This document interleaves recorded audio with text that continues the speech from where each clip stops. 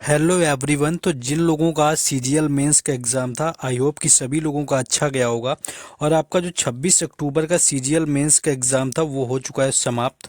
तो ओवरऑल जो GK GS का यहाँ पर आपका लेवल रहा हुआ है, सारे क्वेश्चंस आपको डिस्कस करवाने वाले हैं, कंप्लीट एनालिसिस देने वाले हैं आपको यहाँ पर। तो बस आपको वीडियो को लाइक कर देना है, शेयर कर देंगे वीडियो को दोस्तों के साथ में, और चैनल को अगर सब्सक्राइब नहीं किया हुआ है तो ज़रूर कर लें, क्योंकि देखिए हर एग्ज़ाम का जो एनालिसिस होता है वो आपको यहीं पर मिलता है।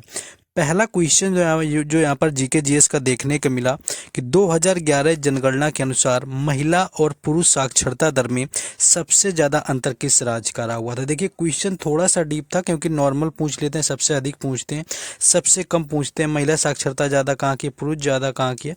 लेकिन ये क्वेश्चन थोड़ा अलग था कि कौन सा राज्य है जहाँ पर महिला साक्षरता और पुरुष साक्षरता जो है उन दोनों में जो डिफरेंस है वो सबसे ज़्यादा है। तो राजस्थान जो था इसका राइट आंसर यहाँ पर रहा हुआ था। तो जिन लोगों ने राजस्थान टिक किया उनका यहाँ पर राइट आंसर हो जाएगा, जो कि महिला साक्षरता और पुरुष साक्षरता में सबसे अधिक अंतर वाला राज्य रहा हुआ है। आगे अगर इसी के बारे में बात करें, नेक्स्ट आपका देख लेंगे। चलिए, ज़्यादा आपको फैक्ट यहाँ पर हम नहीं बताने वाले, क्यों आप लोगों का ज़्यादा टाइम लेना, बाकी आपको कल का भी एनालिसिस यहाँ पर देंगे।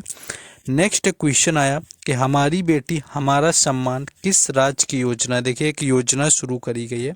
कुछ लोगों ने यहाँ पर मध्य प्रदेश राइट लगा दिया। देखिए मध्य प्रदेश तो बिल्कुल इसका राइट आंसर नहीं था, क्योंकि जो ये वास्तविक आपकी जिस भाषा में शुरू करी गई, ये हमर बेटी हमर मान, इस तरह से इसका नाम रखा गया, जो कि छत्तीसगढ़ की, यानी कि छत्तीसगढ़ भाषा में थी या छत्तीसगढ़ी है। ये छत्तीसगढ़ की योजना है, जिसका आपका योजना का नाम है हमारी बेटी हमारा सम्मान। तो ये आपका यहाँ पर पूछा गया था छत्तीसगढ़। तो छत्तीसगढ़ जिन लोगों ने टिक किया उनका यहाँ पर राइट आंसर था। हो सकता है कुछ चीज़ें क्या होती कि कभी कभी स्किप हो जाती, पूरी तरह से क्वेश्चन नहीं मिल पाता है, तो उसके लिए आपको परेशान नहीं होना है। अगर आपको कुछ डिफरेंस लगता है हमारे एनालिसिस से तो आप लोग कमेंट के माध्यम से बता सकते हैं। बस आपसे इतना ही आपका रिस्पॉन्सिबिलिटी होता है कि आपको वीडियो को लाइक शेयर जरूर करना है, बाकी चैनल को तो सब्सक्राइब करके रखना ही है। नेक्स्ट क्वेश्चन है, किस राज्य में महिलाओं के लिए एक दिन असेंबली में रिजर्व डे घोषित किया है। यानी कि एक दिन जो है आपका हफ्ते का एक दिन होगा जो कि महिलाओं के लिए रिजर्व डे के तौर पर रखा जाएगा आपकी असेंबली में। तो ये आपका जो राइट आंसर हो जाएगा यूपी, यानी कि उत्तर प्रदेश इसका राइट आंसर हो जाएगा, जहाँ की असेंबली में यानी विधानसभा में यहाँ पर एक जो दिन है वो महिलाओं के लिए पार्टिकुलर क्या किया गया है, उसको रिजर्व करके रख दिया गया है। तो एक दिन महिला सदस्यों के नाम होगा। तो यहाँ पर उत्तर प्रदेश आपका राइट आंसर था, जो कि 19 सितंबर से आपका शुरू हुआ था। और विधानसभा के जो मानसून सत्र रहा हुआ था वो पहले रविवार को सीएम योगी, यानी कि जो हमारे योगी आदित्यनाथ हैं उत्तर प्रदेश के मुख्यमंत्री, उनके द्वारा ये घोषणा करी गई थी कि एक दिन जो होगा वो महिलाओं के लिए रिजर्व यहाँ पर रहेगा। नेक्स्ट एक देखेंगे क्वेश्चन। देखिए ये भी क्वेश्चन, देखिए क्वेश्चन का लेवल इतना ज़्यादा टफ नहीं है, यानी अगर बहुत ज़्यादा डिफिकल्ट आपसे कह दिया जाए तो बहुत ज़्यादा डिफिकल्ट नहीं है क्वेश्चन, एक नॉर्मल वे में पूछे गए, बस थोड़े से डीप किए गए हैं क्वेश्चन। जैसे आपसे पूछा गया कि 36वें राष्ट्रीय खेल में शीर्ष 4 राज्य कौन से हैं। देखिए तो यहाँ पर मान लीजिए पहला आप याद कर लेते हैं, दूसरा याद कर लेंगे, तीसरा याद कर लेते हैं, कई बार क्या होता है, और उसके साथ आप होस्ट देख लेते हैं कि इसको होस्ट किसने किया हुआ था। यहाँ पर 4 राज्य आपके देखिए मैच करने का बहुत है। मान लीजिए 4 आपको ऑप्शन दे दिए, फिर आपको मैच करने के लिए दिया गया, तो ये था आपका। तो जो 36वें राष्ट्रीय खेल थे उसमें जो टॉप 4 स्टेट यहाँ पर पूछे गए थे, तो ये पहला तो आपका महाराष्ट्र रहा, यहाँ पर था 34 स्वर्ण, 35 रजत और 56 कांस्य, यानी कि 125 पदक कुल जीते हुए थे, यानी 125 जीते महाराष्ट्र ने। दूसरे स्थान पर हरियाणा रहा हुआ था, जिसने कि आपके कुल 98 यानी कि 98 पदक जीते। तीसरे स्थान पर आपका यहाँ पर आपका रहा हुआ, तीसरे स्थान पर कर्नाटक, तो ये आपका यहाँ पर रहा हुआ है। तो पहला तो आपका मान लीजिए महाराष्ट्र रहा हुआ था, जो कि आपका राइट आंसर था। दूसरे में आपका हरियाणा रहा हुआ था, उसके साथ साथ तीसरे स्थान पर आपका कर्नाटक, उसके साथ साथ चौथे में आपका तमिलनाडु वगैरह इस तरह से रहे हुए थे। तो ये आपके यहाँ पर 4 आपके जो पूछे गए थे कॉमन जो स्टेट, इनको यहाँ पर पूछा गया था। तो यहाँ पर आपका राइट आंसर जो है चारों को मैच करने का आपका आया हुआ था। एक और आपका देखिए मैचिंग से ये क्वेश्चन एक्चुअली आया हुआ था। मैच करना आसान था, क्योंकि ऑप्शन अगर एलिमिनेट करते तो ऑप्शन जो आपको दिए हुए थे वो बहुत ज़्यादा कंफ्यूजिंग नहीं थे कि उनमें ऑप्शन इतने ज़्यादा कंफ्यूजिंग कर दिए गए हों, तो ऐसा कुछ नहीं रहा हुआ था वहाँ पर। संविधान का आपका अनुच्छेद 324 दिया हुआ था, 327 दिया हुआ था और 329 दिया हुआ था। इनका कुछ मैच करने का आपका एक सिस्टम दे रखा था। तो 324 तो देखिए सबको पता होता है कि ये निर्वाचन आयोग से संबंधित होता है। तो 324 जो है निर्वाचन आयोग में निहित होने वाले चुनावों का जो अधीक्षक होता है, निर्देशन और नियंत्रण होता है, वो अनुच्छेद 324 के तहत होता है। 325 आपका होता है कि धर्म, जाति या लिंग के आधार पर किसी व्यक्ति को शामिल करने वगैरह से उसको कोई अलग नहीं करेगा, कि कोई अगर जाति, धर्म या लिंग के आधार पर अलग है तो उसको मतदाता सूची से अलग नहीं कर सकते, अनुच्छेद 325 होता है। 326 में था आपके कि लोगों के घर और राज्यों के जो विधानसभा चुनाव वयस्क मताधिकार के आधार पर होंगे, यानी वयस्क जो मताधिकार होगा उसके आधार पर रहेंगे। उसके बाद आपका एक 327 ऑप्शन में दिया था, जिसका मतलब ये था कि विधानसभा के चुनाव के संबंध में प्रावधान करने के लिए संसद की शक्ति आपकी होगी। और बाकी दो जो 329 पूछा गया वो था कि चुनाव के मामले में अदालतों के द्वारा हस्तक्षेप करने वगैरह का जो होता है हस्तक्षेप, वो आपका 300 यहाँ पर 29 यानी 329 के तहत था। तो इस तरह से आपका पूछा गया था। देखिए तो ये क्वेश्चन आपका मैच करने के लिए आया हुआ था। एक देखिए बुक पूछी गई थी जो कि हिस्ट्री से रिलेटेड था। अगर हिस्ट्री आपने सही से पढ़ रखी है तो बिल्कुल आसान था। कि जो पातशाह नामक बुक है उसके लेखक कौन है, तो हामिद जो लाहौरी थे, यहाँ पर राइट आंसर हो जाएगा। तो हामिद लाहौरी की बुक रही हुई थी, मुगल सम्राट अब्दुल हमीद लाहौरी के द्वारा इसको लिखा गया था। देखिए इन सारे क्वेश्चंस की आपको PDF वगैरह या बाकी सारी जो अपडेट होती हैं वो मिल जाती है टेलीग्राम चैनल और व्हाट्सएप ग्रुप पर, जिनके जो लिंक हैं आपको डिस्क्रिप्शन में दिए गए। तो व्हाट्सएप ग्रुप और टेलीग्राम चैनल से आपको जरूर जुड़ जाना है। बाकी वीडियो को लाइक, शेयर, चैनल को सब्सक्राइब करते हुए चलना है।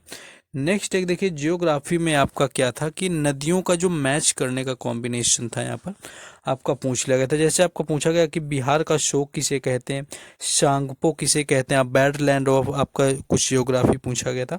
इस तरह से 3-4 आपको ऑप्शन के तहत दे दिए गए थे। देखिए कोसी नदी जो होती है इसको बिहार का शोक माना जाता है। आपको बिहार का शोक वाले में कोसी नदी को सही मिलान करना था।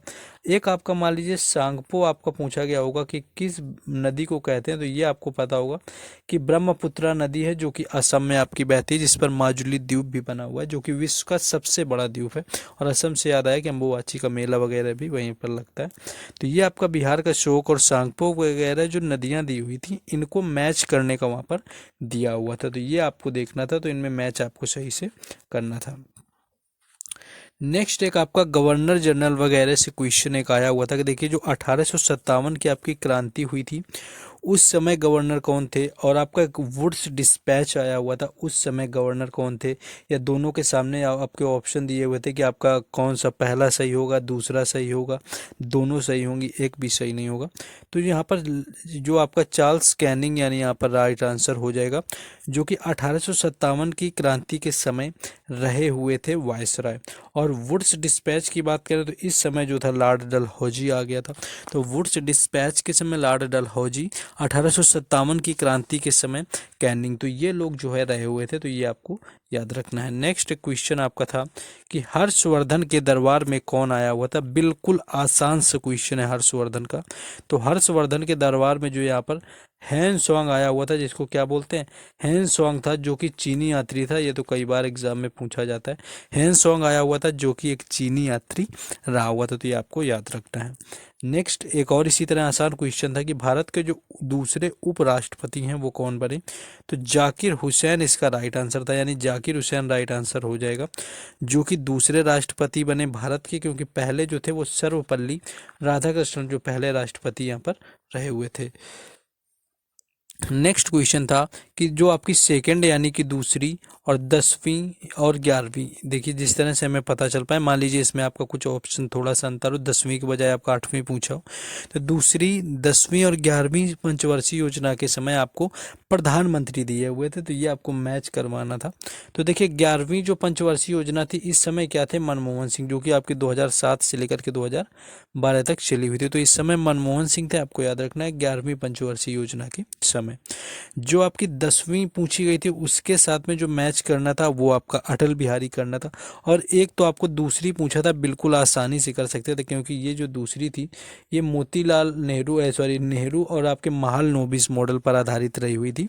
तो दूसरी भी आप अगर सही कर देते हो, इस तरह से ऑप्शन दिए हुए थे तो सारे ऑप्शन आप मैच कर सकते थे। दूसरी के समय जो रहे हुए थे वो पंडित जवाहरलाल नेहरू थे पहली, और आपके यहाँ पर 11वीं के समय मनमोहन सिंह और 10वीं के समय अटल बिहारी वाजपेयी थे। नेक्स्ट था कि अफ्रीका के ग्रास लैंड को क्या कहते हैं। देखिए अफ्रीका का जो ग्रास लैंड होता है उसको वेल्ड कहते हैं, दक्षिण अफ्रीका में खुले क्षेत्रों को कहते हैं जो कि काफ़ी हद तक घास से आपके झाड़ी मैदानों से ढके हुए होते हैं। नेक्स्ट है कि कार्निवाल फेस्टिवल कहाँ पर मनाया जाता है। देखिए कार्निवाल अगर फेस्टिवल की बात कर लें यहाँ पर तो गोवा इसका राइट आंसर हो जाएगा जहाँ पर कार्निवाल फेस्टिवल मनाया जाता है। और इसका आयोजन जो होता है वो 3 दिनों तक होता है, एक दिन में नहीं होता है पर 3 दिनों तक होता है। एक आपका साइट्रस फ्रूट्स से था कुछ कि कहाँ पर पाए जाते हैं, यहाँ पर ऑप्शन एग्जैक्ट नहीं मिल पाए पूरी तरह से।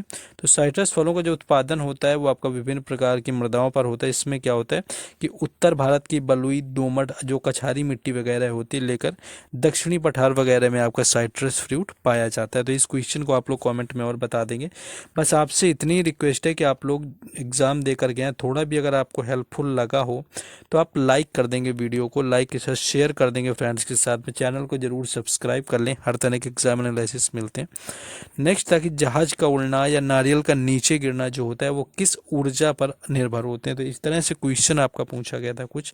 तो देखिए जो उड़ता हुआ हवाई जहाज होता है उसमें देखिए गतिज ऊर्जा तो होती है, उसके साथ साथ स्थितिज ऊर्जा भी होती है। लेकिन नारियल में क्या होती है, वो गतिज ऊर्जा होती है, जब वो नीचे गिर रहा होता है तो वहाँ पर केवल गतिज ऊर्जा होती है। तो जिस तरह से आपका क्वेश्चन पूछा गया था आप लोग बेहतर समझ रहे होंगे किस तरह से मैच करना था या अलग बताना था या ऑप्शन बताने थे। तो इस तरह से आप लोग देख लेंगे। बाकी आपसे फिर मिलेंगे कंप्यूटर के क्वेश्चंस के एनालिसिस में, एज वेल एज कल का भी एनालिसिस आप लोगों को देंगे। मिलते हैं नेक्स्ट एनालिसिस में। Thank you.